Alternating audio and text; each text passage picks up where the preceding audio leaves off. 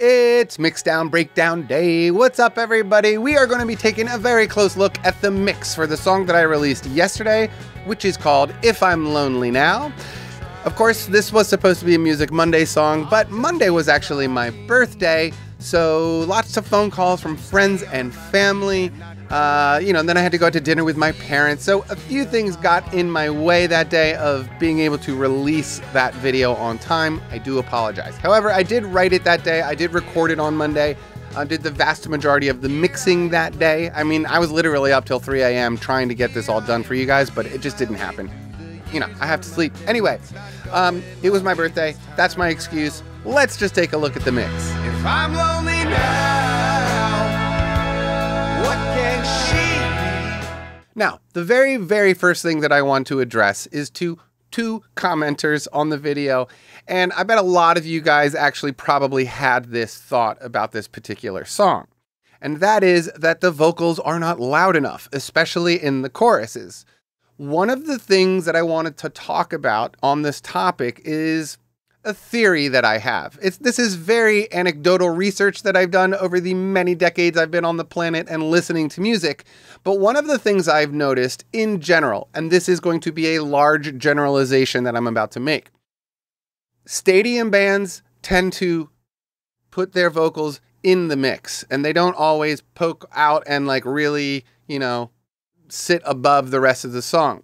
Stadium bands I want to say older U2 records used to do that. Older Coldplay records used to be kind of like that. The Stones, Rolling Stones from the 80s, 70s, some of those records, the vocals are sort of low.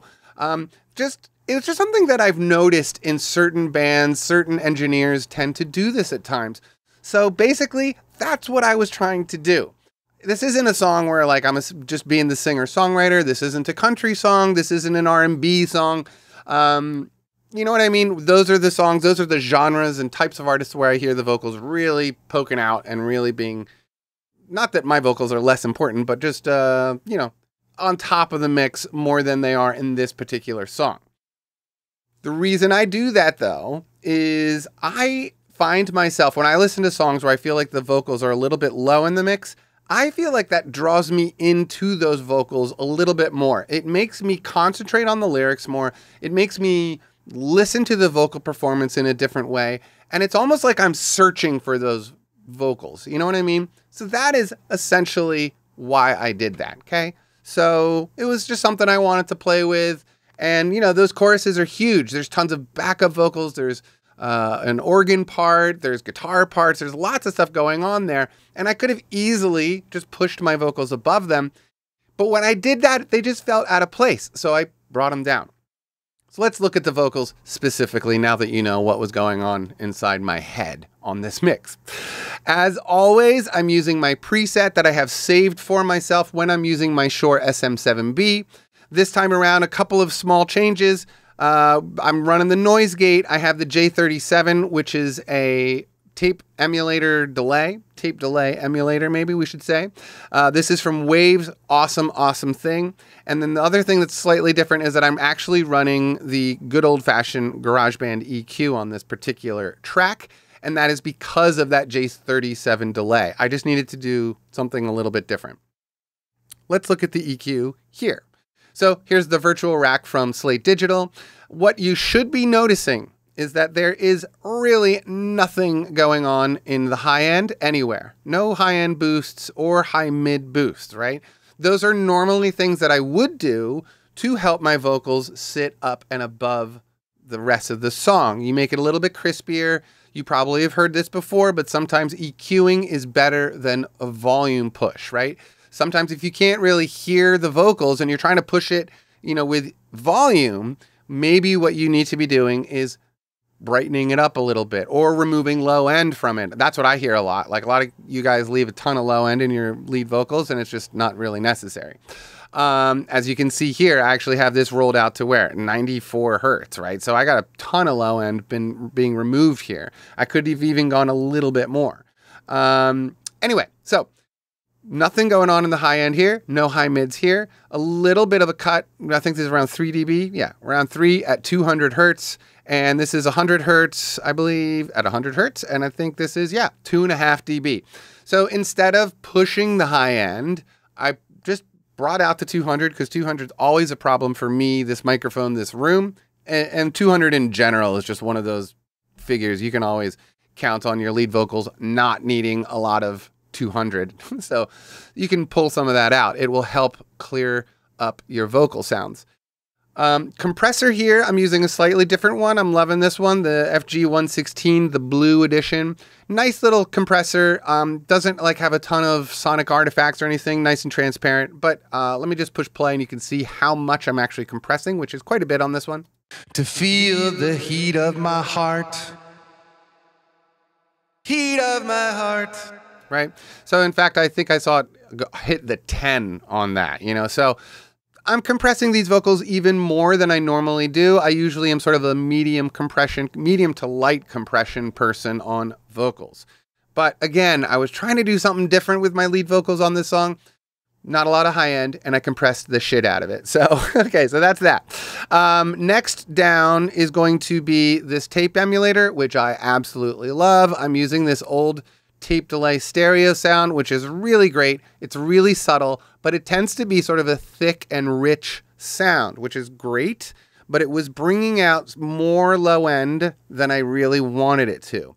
So in this particular case, I did bring in the old-fashioned GarageBand EQ. I brought it down in a few places. This is, where is this? 240 at negative 4 dB. This is 380 hertz at negative 4 dB. And where's this? 900 hertz at negative 3 dB. So let me just show you. I'm going to push play, and you can see if I, just push play, you'll see what it's doing, these particular EQs, right? So just look.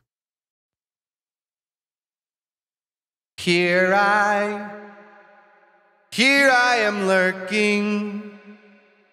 Here I am working my way through the years on my day. It's not going my way this time round. Right? Can you hear that difference when I turn it off?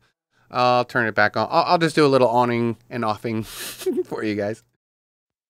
If I'm lonely now, what can she be? When the sun finally sets, will we finally be free?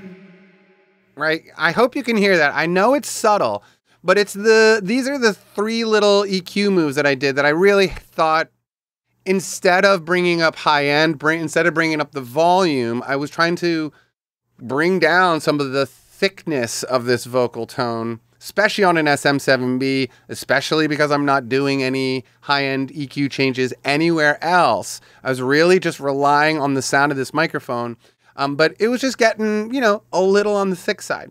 So you can hear that, I hope, and what that will do to a lead vocal is help it poke out more, especially if you're trying to work under this premise that I started this entire video out with, right?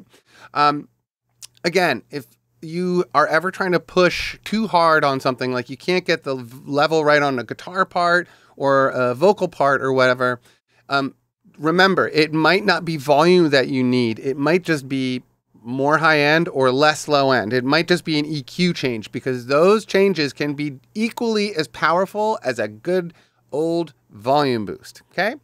I want to do something else. I want to talk about the drums on this one. Okay. So this song is in 12/8 technically. I would call this 12/8, but I actually have it set to 12/4, I believe, right? And that's just the way that I had to do it, because I wanted the fills in the auto drummer to land in the right places, but it just wasn't doing it. So what I ended up doing was, actually there was an auto drummer track at the top of this. I got some basic parts from it, right? Then I opened up a software track in GarageBand, dropped drums in that track, and then I copied and pasted the auto drummer, the yellow field. I pasted it into this virtual instrument track, and I got the MIDI information. That way I could really then go around and customize the drums exactly how I needed them to be. It was a painstaking pain in the patoot to do it. But it was the only way to get this song to have the drum part that I needed it to have. It's just what it was. So if you ever have to do this, again, I opened up a normal auto drummer part. I found parts that were basically what I wanted and could be what I wanted with a little bit of tweaking. I copied those yellow fields out of the drummer and then pasted them into a software instrument track where I was able to get the MIDI information.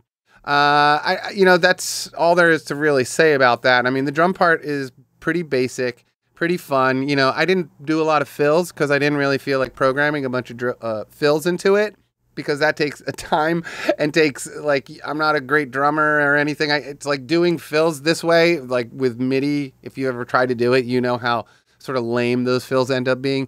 So I didn't do that very much, but here are the drums just so you can hear them.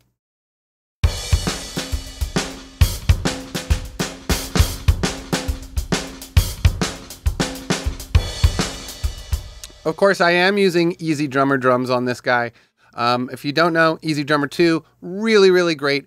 It doesn't always exactly MIDI map perfectly, but if you do this method of copying and pasting it into the software instrument track, you can then sort of manually adjust where those hits are. Or, in this case, like if you have the auto drummer playing a tambourine and then you turn on EZdrummer 2, it is never going to play a tambourine out of EZdrummer 2. It usually ends up on some sort of really loud crash cymbal or something. So you just come into the MIDI file and move those notes to wherever you need them to be, presumably on a tambourine, right? These were not too exciting. That's basically it. I didn't make any big changes here.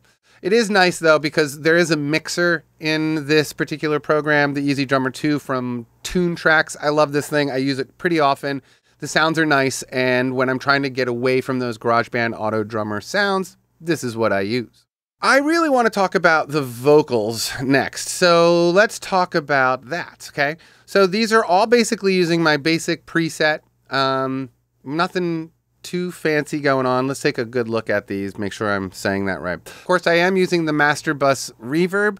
As always, I keep doing this because it's just, those reverbs are great, and it's really, really easy to put the same reverb on a bunch of vocals. Said it last week, saying it again this week. Let's listen to them because they're pretty nice.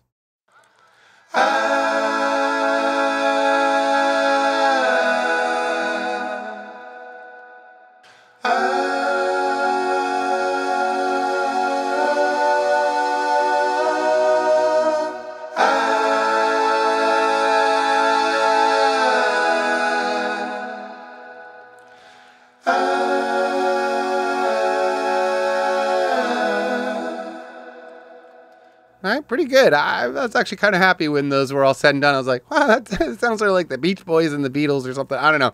I was pretty proud of them. So I wanted to point out a couple of little things that I did. And it's basically these guys right here. These are those high ones that come in the middle.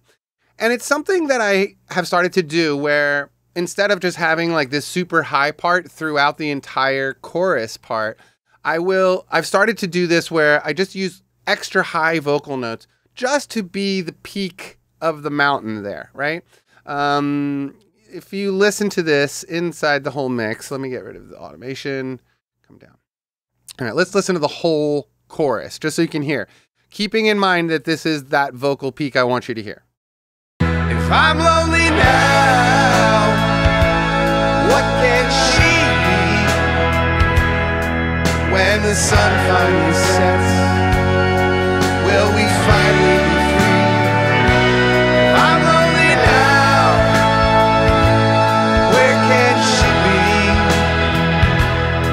be? In my mind, yes I know, and I still can't let go, not quite yet. Right? You understand what I'm talking about there? It's very much like a climb up to that peaky moment of that high vocal. Just something I thought was worth mentioning to you if you're somebody that likes to do a ton of backup vocals like I do lately. Or I've always loved those big backup vocal sounds, and that's just why I've been doing it lately. All right, so that's the vocals. Nothing too special on EQs or compression here. All pretty much the same.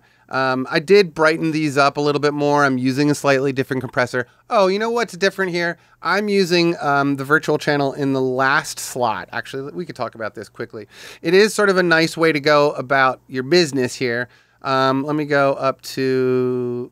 Did I actually do this? Let me look before I speak. The reason that I did this in this particular case is to basically group these vocals, right? So if I wanted to change the overall volume of all of these vocals at one time, I could just come in here and do it using this particular plugin. You know, you can adjust either the input or the output, but I do that by just simply choosing group here. And as I go down the channels, I'll just push down. So this is my different vocals, and you will see they are all on group 3. So like I said, this is just a really nice way since we don't have the ability to subgroup in GarageBand, this is my workaround for that. I'll just drop this here and basically use it as a subgroup.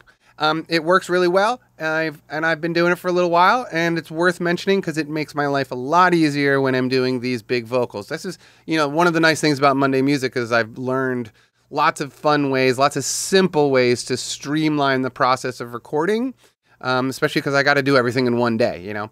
So that's what I did here. Created a group, and I used this group to change the overall volume of all of those vocals in the backup chorus, right? Okay. Next down, lead rhythm electric guitar, spinning speaker blues. Love the sound.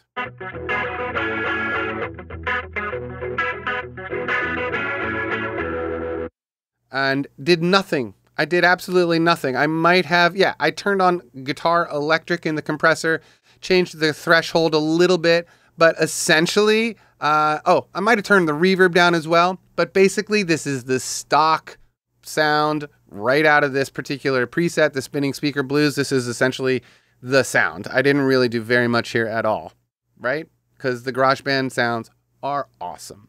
All right, let's keep going down. Country Gent. Oh, yeah, this is something that's really nice to do in a chorus, okay? If you're trying to get a chorus that might be a little lackluster, there are certain chords that you really want to be accentuated as they happen. So, you know, like in the lead, or let's say, yeah, the main rhythm guitar part is doing this.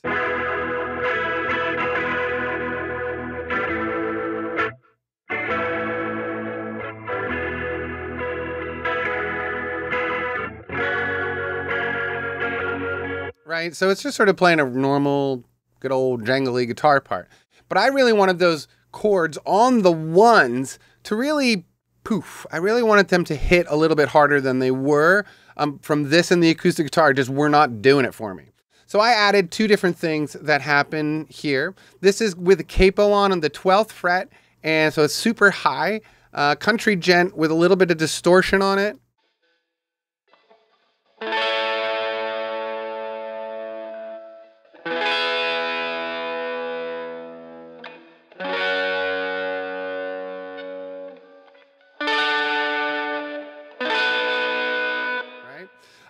And then another part similar in fashion, different octave. This is somewhere around the 5th fret. I'm playing bar chords here, and just this.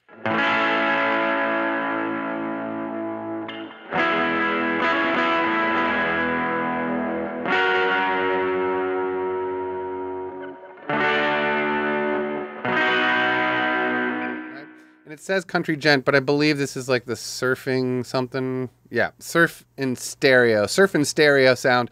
A little bit of distortion from the pedal off of the pedal board right there. I got the drive turned all the way down. You know, I didn't really want it to be like distortion.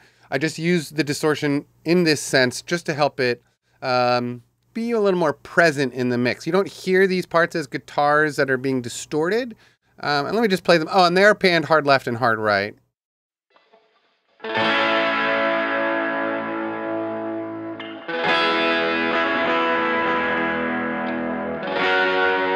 Right? Okay, so that's them by themselves in the mix. Here we go. If I'm lonely now, what can she be? When the sun finally sets, will we finally be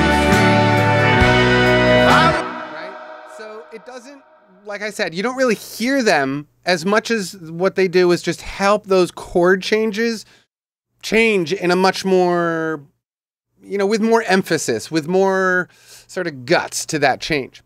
One thing I do want to talk about is the way that I was able to edit this. So obviously I just played this chorus one time, all these parts and like the vocals and stuff, Played it one time, cut and paste it. Something I thought you guys might think is useful is this, okay? So look, so you can see that this one's already been cut apart. What I'll do in these particular cases, let me zoom in a little bit. So I'm looking for exactly where is it that I want that guitar part to be when I start pasting it, right? Here, let's actually just do this. We will rejoin these. Yes. Mix down stereo. No, keep them in mono. Okay, good. Oh, shoot. What just happened? All right, let's not do it that way. We're going to do it this way. Okay. So here's how I do this.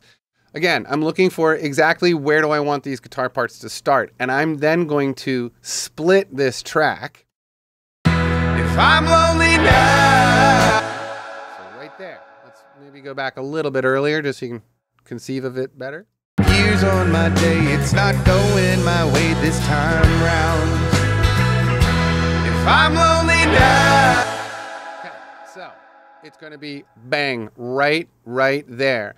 That is the hit. You can see it in the organ. I can see it in the drums up here. This is where I'm actually going to split this particular track. And I'm just doing that with the Command T.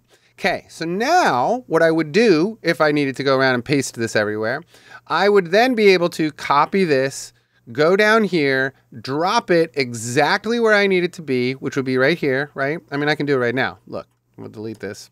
And I'm going to just copy these guys out of here with a Command C, hit Command V, boom, okay? So there they are, exactly in time, where I need them to be. But, of course, they're missing the front edge. So I just come in here, boop, peel them out. There it is, perfectly in time. If I'm lonely now,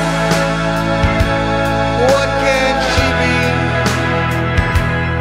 be? Well, it's a really nice, easy way, but yeah, I don't mind, you know, just cut off the head of it and then you can peel it out later. I know how time-consuming it can be and frustrating it can be when you're trying to cut and paste parts throughout a track and you're like, wait, why isn't it on the right beat? You know, use the drummer, use other instruments to help you line that stuff up and understand that you can, you know, split it where you need it to be split, paste it where you need it to be pasted, and then peel that front edge back out and you get all of the take back to where it was. Okay. Boy, I don't want this to be another 30-minute video like last week's. I'm trying to go a little bit more quickly than normal. Oh, the intro guitar part. Now, people were saying it's loud. Yeah, it's loud on purpose, everybody. If you think it's loud, I did it on purpose. In fact, you can see how low they are. The recordings are low. The volumes are low. It's just because there are 3 of them. And so it's sort of a little bit of a wall of sound. And I didn't do what the normal stuff would be, which was like I would normally change the microphones and change the positioning of the microphones in the virtual world here. But I really didn't do that. I really just sort of kept them all the same. And you can see that right here. It's using that Royer. Well, it's not really a Royer, obviously, but it's using that ribbon mic, that 121. I didn't do it. I usually do it, but I wanted these to sound like an effect on one guitar. And I just kind of liked the way they sound. Listen to this.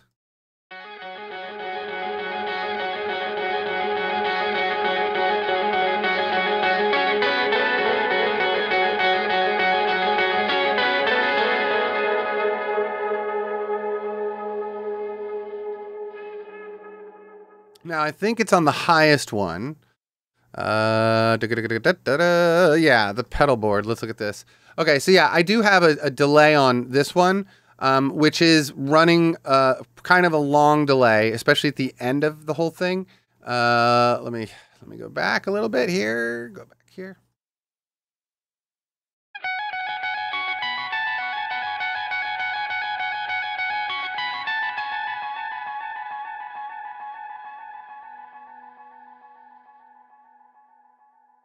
That's long. It's super long. There's a ton of repeats on that. Like I said last week, this is one of those things that I like to do with guitar sounds to let them bleed into the following section, right? So this is the intro sound, and as soon as I hit that last note, I want it to have something that covers that transition from the intro into the verse. And so I like to do that sometimes with trailing guitar fades, right? In this case, I just used a delay. Nothing too special anywhere else on this track. I did use, my virtual mixer on this particular one. Oh, on all three of them, they got the virtual mixer. I don't always use that on these guitar sounds. As you know, I really like using the stock stuff. But because I was trying to tame these a little bit more, I ended up using the virtual mix stuff just so they had clarity more than they did before. And I use that virtual mix stuff from Slate to be fast, because that's the kind of stuff I know I can just turn it on and it almost sounds perfect out of the gate, and then I have to do the minimal amount of work to make it exactly what I need it to be.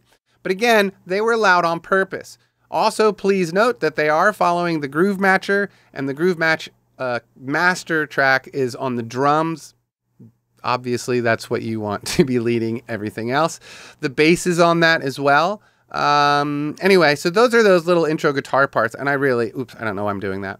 And I really like those parts. Acoustic guitar is on there as well. Acoustic guitar, let's listen to this. This is my Martin the D28, great guitar.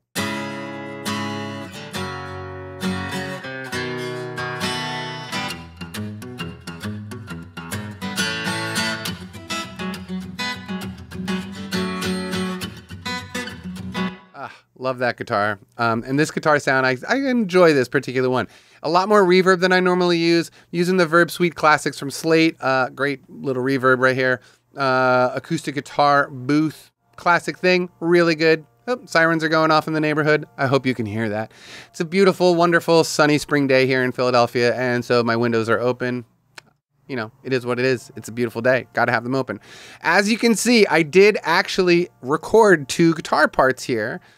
Just so you can hear it, this is what it would have sounded like.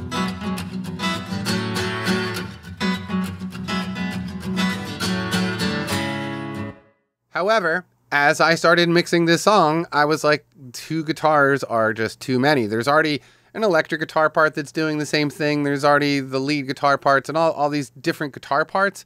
And I found myself with too many guitar tracks. So in the final mix, we ended up with just this one single one, panned slightly to the right-hand side, and that's just the way it needed to be. My way through the years on my day, it's not going my way this time round.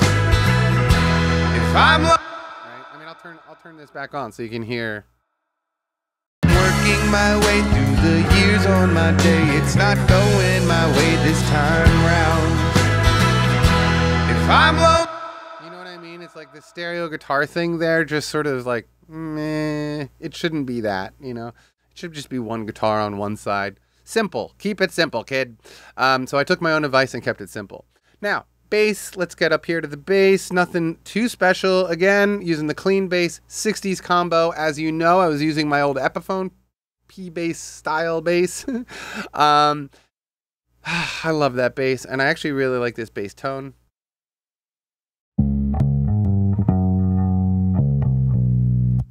Okay, so you just heard a flub there. I don't know, I don't know what was going on this particular time around using the Groove Matcher thing. It kept making, and I would make these adjustments, and then it seems to have lost the adjustments. And I believe it's probably this guy right here. Oh, maybe no.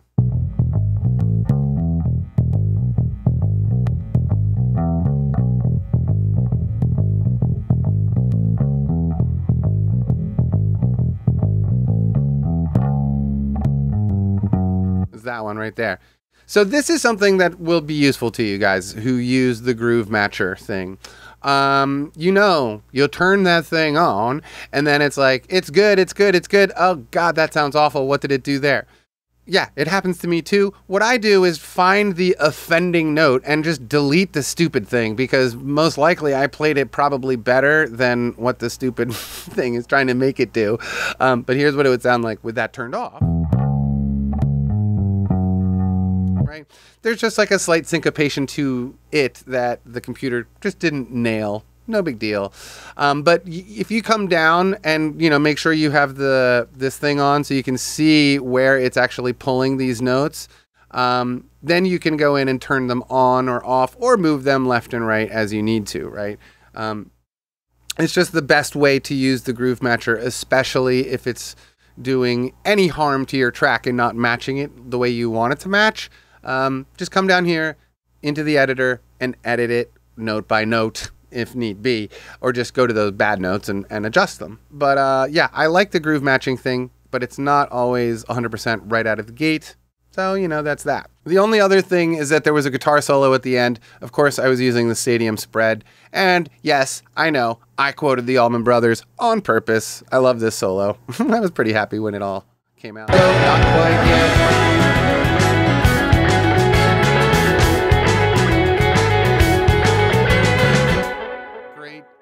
Love that open doodle doodle. The first part is from an Allman Brothers song, and that particular solo, I believe, was from when they were on what was it called? Unplugged on MTV back in the day, and it was on their song Melissa, and that was the opening lick to the solo in that particular take. This really does date me. I was in the 90s. I was alive and watching MTV and watching the Allman Brothers and watching Unplugged.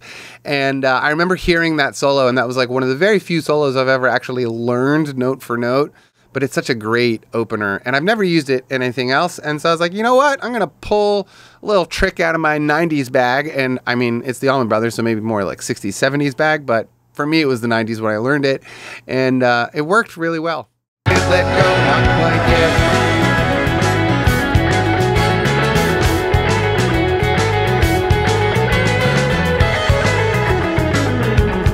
So, those are the individual parts. That is, again, Stadium Spread. Love that one for my lead tones. One of the things about this particular song that made it a challenge for me is, yeah, there's a ton of tracks on this thing, and I banged this thing out in one day and mixed it in one day. So it was challenging. My ears were getting tired. So I do want to talk about the amount of times that I was able to take a break.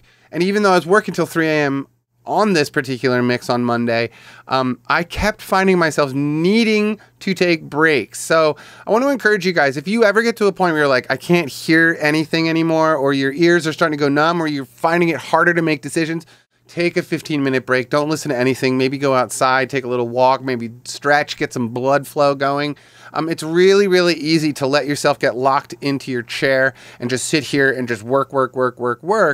But sometimes, especially if your ears aren't working at their peak, you're doing more damage to your mix than good, you know? So, like in my case, yeah, I stayed here till 3 a.m. and then I came back here in the morning and listened to the mix, and I was like, blech, like, what was I thinking? I probably could have stopped an hour earlier, but a lot of editing got done and a few things got changed that night. So it wasn't a total loss of my time. But in general, some of the mix moves I had done just were not working for me.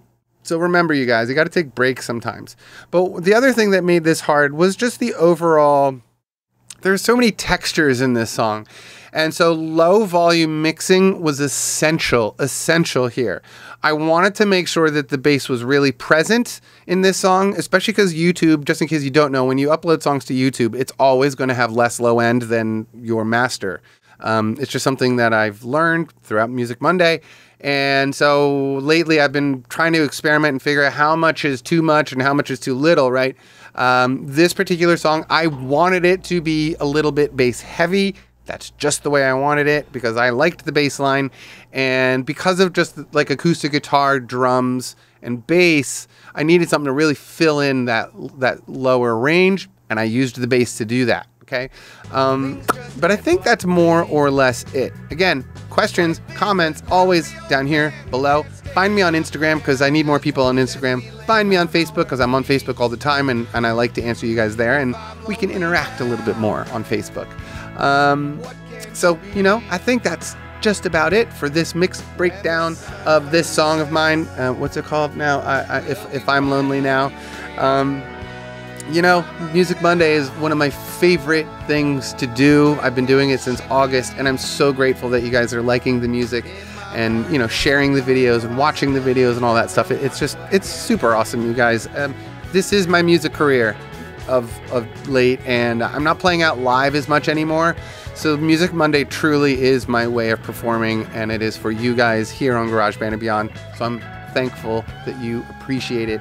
And I think that's about all I need to say for the day. All right, you guys, I hope you enjoyed this one. I'll see you on Friday with some other kind of video that I have no idea. It might even come out on Saturday because I'm experimenting with Fridays and Saturdays. And so anyway, someday later in the week, making another video for you guys. Have a wonderful day. Peace and love.